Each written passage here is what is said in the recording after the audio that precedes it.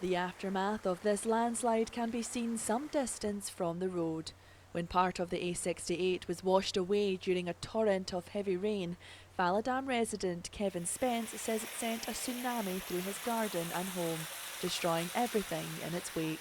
But the wave came down through here, and as it travelled all the way across the garden, taking out our swimming pool, and then destroying the fence at the other end, and then rising up through the house, coming in the doors that we've got there. It's just the devastation and the mud, and all the house is completely ruined now as well.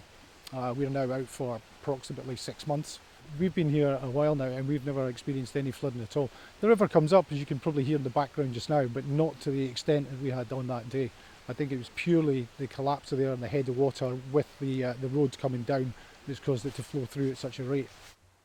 11 miles from Lauder, this stretch of road is a busy one, used by many borderers travelling to and from Edinburgh.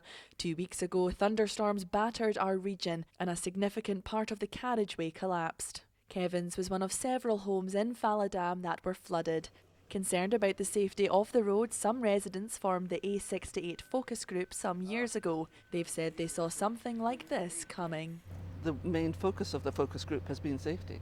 And one of the things that we've been drawing to Transport Scotland's attention is the danger of that specific bit of the A68, because it's built on sand, and with there being a continual puddle there, it softened the sand underneath, and then with the rain that we had, it scoured out everything, and then that just took it all down, and it all landed up on Falladam, and it was an accident waiting to happen.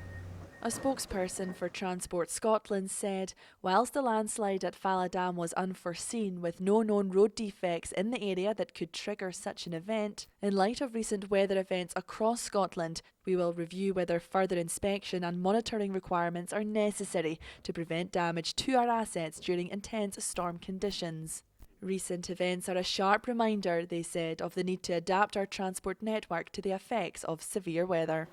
Over the coming weeks, 5,000 tonnes of rock will be used to build this 20-metre embankment back up to road level before the carriageway itself can be repaired and reopened. We've been working very closely with Transport Scotland and the local authorities to make sure that we're not doing everything we can to advise people of what we're doing, to try and mitigate some of the problems that are being felt in the communities, because there's vehicles going through villages and causing sort of like other problems. And some local businesses say they're being impacted too.